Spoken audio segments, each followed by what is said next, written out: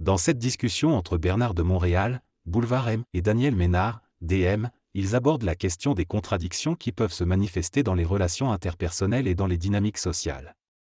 DM explique qu'il y a souvent des tensions et des contradictions entre les personnes qui ont une certaine autorité ou un certain contrôle et qui ne veulent pas le lâcher.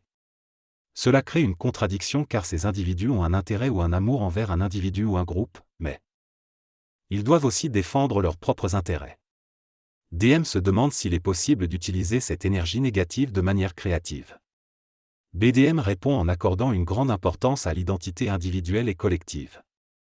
Il affirme que les contradictions naissent du fait que les individus ne sont pas pleinement dans leur identité. Lorsqu'un individu ou un groupe est conscient de son identité, il n'a pas besoin de se rapporter à des valeurs fixes. Les valeurs existent en raison du manque de transparence entre les individus et les groupes. Il soutient que le problème fondamental de l'humanité est le manque de transparence, et que la résolution des contradictions passe par une recherche de transparence et une ouverture entre les individus.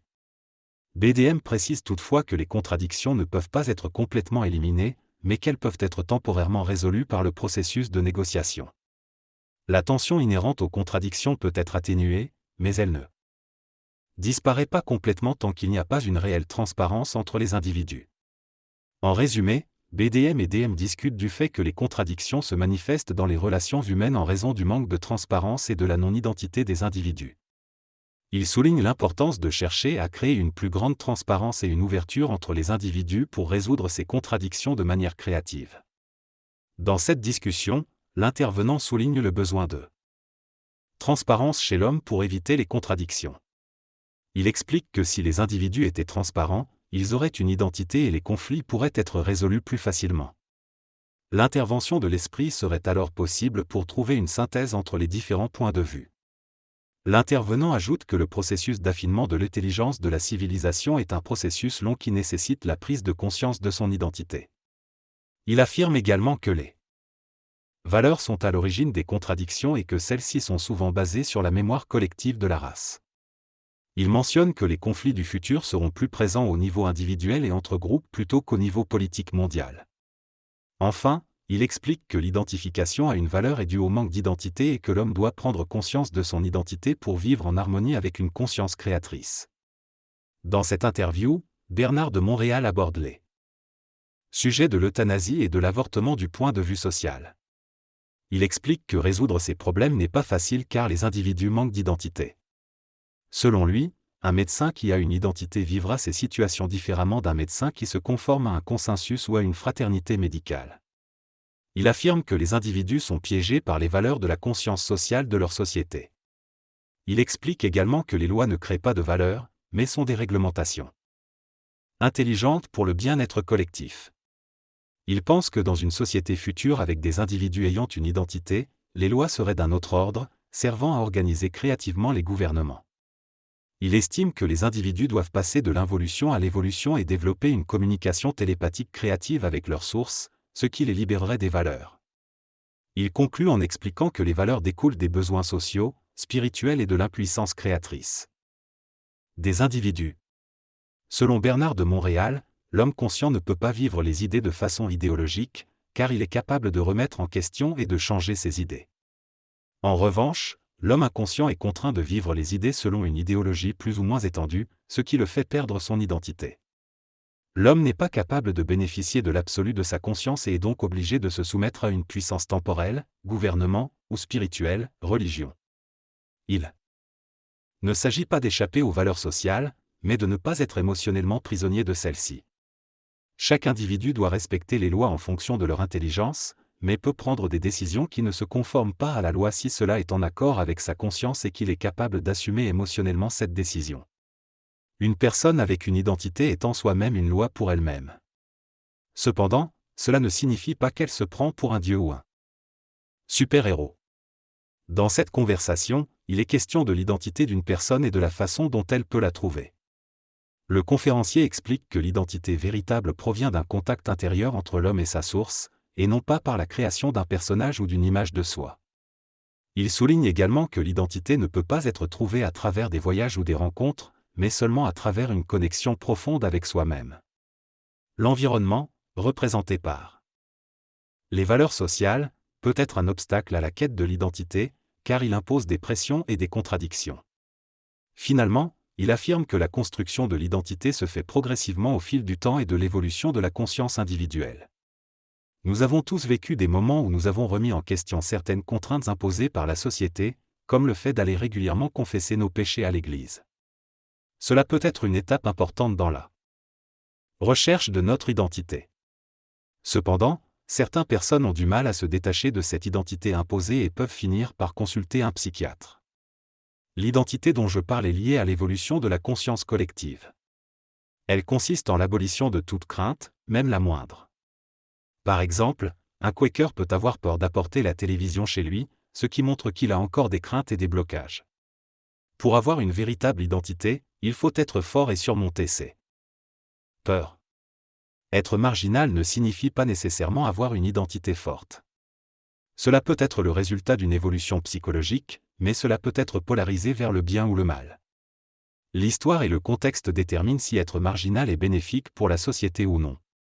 Les mouvements comme les hippies ont apporté quelque chose à la conscience collective, en remettant en question les normes sociales établies.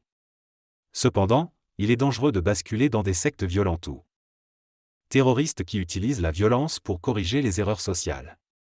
Les gouvernements ont ultimement le pouvoir de contrôler ces mouvements et peuvent les détruire s'ils menacent la stabilité de la société. Il y aura un moment où les gouvernements pourront éventuellement éradiquer la mafia si elle met en péril la civilisation. Les gouvernements travaillent lentement, mais lorsqu'ils sont organisés et déterminés, ils peuvent agir rapidement et efficacement pour éliminer toute menace grave. Est-ce cet extrait de l'entretien entre Bernard de Montréal et Daniel Meroy? Ils discutent du pouvoir et de l'identité.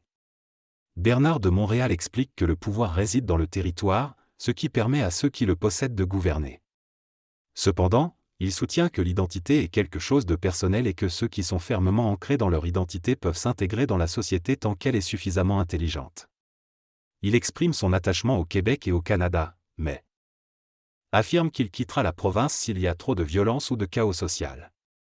Il estime qu'avec une conscience avancée, un individu conscient de son identité aura un respect total pour l'humanité, les groupes et les sectes qui ne font pas partie de son identité. En ce qui concerne le pouvoir, Bernard de Montréal explique qu'une personne qui est dans son identité a le pouvoir sur elle-même, mais pas sur les autres. Il souligne que le pouvoir sur soi-même permet à une personne d'être libre de se déplacer et d'agir selon ses propres choix, mais jamais aux dépens des autres. Il précise que le pouvoir ne peut pas être imposé à l'extérieur de soi-même, car cela irait à l'encontre de l'identité. Un individu conscient de son identité peut influencer les autres en ouvrant leur conscience, mais ne peut pas exercer de pouvoir sur eux. L'impression que certaines personnes ont d'avoir du pouvoir sur les autres est considérée comme de l'orgueil ou de l'ego, et non comme un reflet de l'identité. D. de Montréal affirme que la véritable identité ne peut pas être associée au pouvoir exercé sur les autres. Il explique que dans l'évolution de la conscience supramentale, l'identité sera le résultat de la fusion de l'esprit et de la matière, et à ce moment-là, l'homme ne pourra pas exercer ce que l'on considère comme du pouvoir sur les autres. L'homme conscient trouve son plaisir dans des relations avec des hommes à sa mesure, c'est-à-dire des hommes en puissance. Il évite les relations avec ceux qui ne sont pas dans leur pleine puissance car cela créerait une dynamique de domination. Il préfère se retirer et créer des liens avec des hommes en puissance, ce qui nécessite une conscience transparente. Lorsqu'un homme conscient traite ses ententes avec son environnement, il le fait en fonction de l'équilibre entre lui et ses partenaires de vie. Tant qu'il y a de l'équilibre, il y a du plaisir et de l'ouverture d'esprit. Il agit donc en fonction de la conscience de l'autre. S'il n'y a pas suffisamment de conscience, cela engendre une grande fatigue en lui, et il choisit de passer à autre chose. L'homme conscient peut supporter temporairement des événements négatifs, mais s'il voit que l'autre ne dépasse pas ses difficultés, il sera obligé de le laisser évoluer à son rythme. Certains êtres ont moins de force intérieure et une évolution plus lente, et un homme conscient doit les laisser évoluer sans les brusquer. Un être qui a de l'identité ne se lie à personne. Il peut avoir des interactions avec d'autres êtres pour un temps limité, mais il ne peut jamais garantir la permanence de ces relations. La seule exception est le couple, où deux êtres qui ont une identité fusionnée peuvent avoir une relation stable et permanente. Cependant, ces couples font partie de l'expérience éthérique et non de l'expérience humaine sur Terre. Les relations amicales sont aussi amenées par l'esprit, mais passent par le filtre de la personnalité et des courants astraux. Ainsi, un homme est Une femme qui se rencontre sans être dans leur identité ne peuvent jamais être sûres de la permanence de leur relation. En revanche, ceux qui sont dans leur identité sont certains de leur relation dès le moment où ils se rencontrent. Dans cette conversation, les interlocuteurs discutent du fait que investir dans une relation de couple peut être plus important que d'investir dans des amitiés. Cependant, l'interlocuteur souligne que cela dépend des préférences et des choix individuels de chaque personne. Il affirme qu'il est nécessaire de respecter ceux qui préfèrent rester célibataires et ne pas investir dans une relation de couple. Il explique que le couple est la base des relations humaines, mais qu'il ne doit pas être vu comme la seule réalité binaire de l'homme et de la femme. Il mentionne que certains individus peuvent passer d'une identité de célibataire à une identité où ils apprécient la compagnie d'un partenaire, mais cela dépend de leur propre évolution personnelle. R souligne également qu'une personne qui a une identité forte et une grande puissance créatrice aura souvent besoin de canaliser cette énergie dans une relation de couple. Dans cet échange, BDM affirme que la créativité dans le travail ne suffit pas pour un homme conscient, car cela devient facile et il n'y a plus de défis. Il soutient que l'échange avec sa femme et sa fille, en tant que personne créative, est irremplaçable et n'a pas de prix. Il précise qu'il n'y a pas de lutte dans cette relation, contrairement à son travail où il y a une finalité mais pas de fin. Il explique qu'il arrêtera de donner des conférences lorsque cela ne lui plaira plus, mais cela dépendra de son propre ressenti et non des opinions des autres. Il ajoute que ces conférences dépendent du public et de sujets intéressants pour eux, plutôt que de choses plus ésotériques. Dans cette conversation entre Daniel Meroy et Brigitte Denis, ils discutent de différents sujets liés à la vie de couple et à la relation avec les autres. Ils soulèvent notamment la question de savoir si l'on s'exprime mieux à l'extérieur du couple, ce à quoi Brigitte répond en disant que plus les gens avancent dans leur identité individuelle, moins ils se sentent restreints dans leur relation de couple. Cependant, avoir des échanges avec de nombreuses personnes peut être plus fatigant car cela nécessite un ajustement constant, contrairement à une relation de couple où il n'est pas nécessaire de s'ajuster en permanence.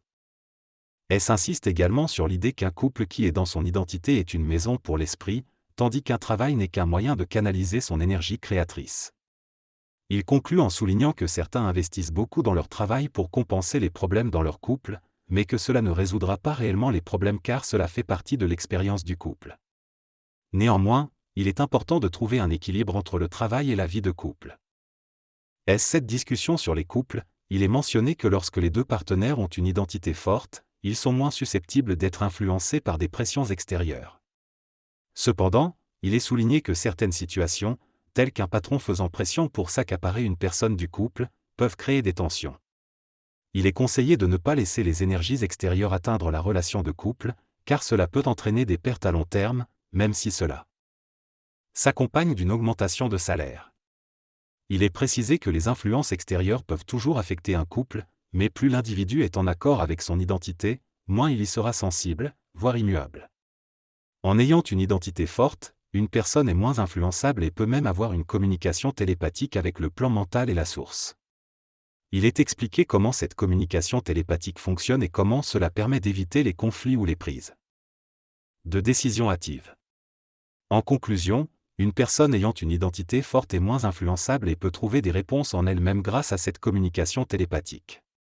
Dans cette conversation, Bernard de Montréal explique qu'une personne qui a une identité forte n'est plus influençable. Son associé intelligent, par exemple, appelle sa femme pour prendre de grandes décisions corporatives, car il sait qu'elle a une certaine faculté. Cependant, l'identité de chacun varie, et cela dépend des facultés spécifiques de la femme en question. Une personne qui a de l'identité a automatiquement une faculté, mais cette faculté n'est pas conditionnée par l'ego. De plus, une personne qui a de l'identité ne se fait jamais dissocier son intimité, car elle est totalement dans son intelligence. Elle fait cela pour maintenir de l'ordre, non seulement pour elle-même, mais aussi pour son mari, sa famille, ses enfants, et cela rayonne sur son environnement. En ayant de l'ordre dans sa vie consciente, une personne atteint l'équilibre des énergies entre la source et la matière, ce qui lui permet de ne plus souffrir mentalement ou physiquement.